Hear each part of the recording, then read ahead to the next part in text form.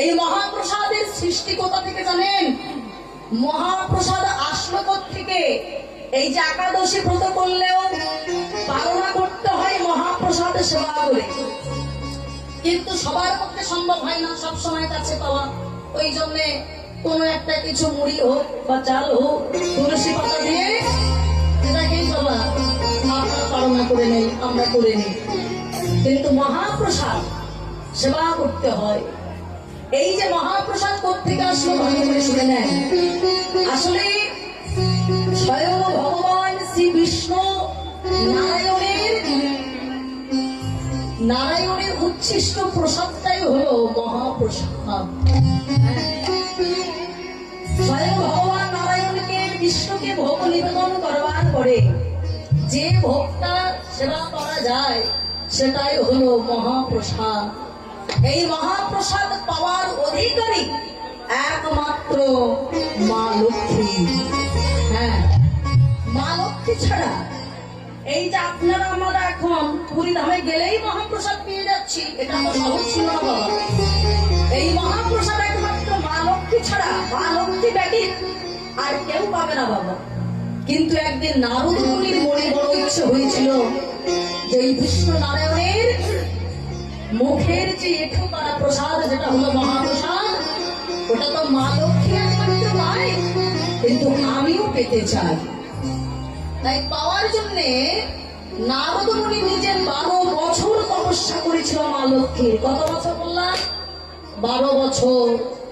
12 বছর যখন তপস্যা করলো, 12 বছর তপস্যার পরে মা লক্ষ্মী সন্তুষ্ট হলেন, বললেন নারদ তুমি আমার তপস্যা করেছ, বলো তুমি আমার কাছে কি চাও।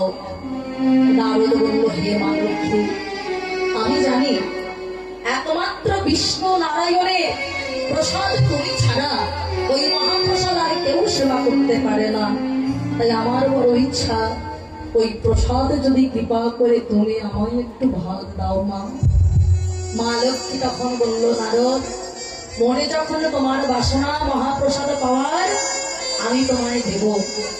সেই প্রসাদ যেই না পেয়েছে বাবা, মনের আনন্দে নারদ এতটাই মাতোয়া হয়ে গেল, মানে মহাপ্রসাদের এত স্বাদ। নারদ ভাবছে জীবনে আমি অনেক কিছু সেবা করেছি, অনেক প্রসাদ, কিন্তু নারায়ণের যে উচ্ছিষ্ট মহাপ্রসাদ এর যে এত স্বাদ আমার তো জানা ছিল না। সব জায়গায় নারায়ণ নারায়ণ করছে, আনন্দ করে নেচে বেড়াচ্ছে বাবা। নাচতে নাচতে বাবা কৈলাসে চলে গেল। ভোলানাথের সামনে কেউ যখন নাচ করছে, ভোলানাথ হঠাৎ বলছে কি ব্যাপার নারদ তুমি এত নাচ করছো কেন? বলে নাচ করবো না, আমি যে মহাপ্রসাদের আস্বাদনটা বুঝে গেছি, আমি যে বিষ্ণু নারায়ণের উচ্ছিষ্ট প্রসাদ মহাপ্রসাদ পেয়েছি। কিন্তু নারদ ভোলানাথ বলে বসে প্রসাদ যে আমার পেতে ইচ্ছে হচ্ছে। নারদ বলছে কিন্তু আমি তো সব সেবা করে নিয়েছি, কিন্তু সেবা করে নিলেও হাতে দেখছি আঙুলে একটা কানায় অল্প একটু প্রসাদ লেগে রয়েছে, এটাকে আপনি সেবা করবেন? ভোলানাথ সঙ্গে সঙ্গে জল দিয়ে যেটুকু অবশিষ্ট হাতে লেগেছিল বাবা নারদে, ওটাই তাড়াতাড়ি যে কিঞ্চিত যেটুকু পেয়েছে, এত শান্তি এত আনন্দ। কি এইটুকু প্রসাদের এত স্বাদ, মনের আনন্দে ভোলানাথ আনন্দ নাচ করছে বাবা, তাণ্ডব নৃত্য করছে। এখন মা পার্বতী মানে মা দুর্গা ভাবছি কি হলো, এই এমন করে নাচ করছে কেন ভোলানাথ, বিষয়টা কি? স্বামীকে জিজ্ঞেস করছে স্বামী তুমি এত আনন্দ কেন পেয়েছো, এত আনন্দ করছো তার মানেটা কি, কি কারণে এত আনন্দ করছো? দুর্গা আমি যে আনন্দ পেয়েছি এটা বলে তুমিও তা পাও। আমি যে মহাপ্রসাদ স্বয়ং বিষ্ণু নারায়ণের যে মহাপ্রসাদ উচ্ছিষ্ট প্রসাদ ওই যে নারদের হাতে লেগেছিল, তাই আমি কিঞ্চিত গ্রহণ করে দেখলাম তার কত স্বাদ, এটা আমি জীবনেও কখনো পাইনি।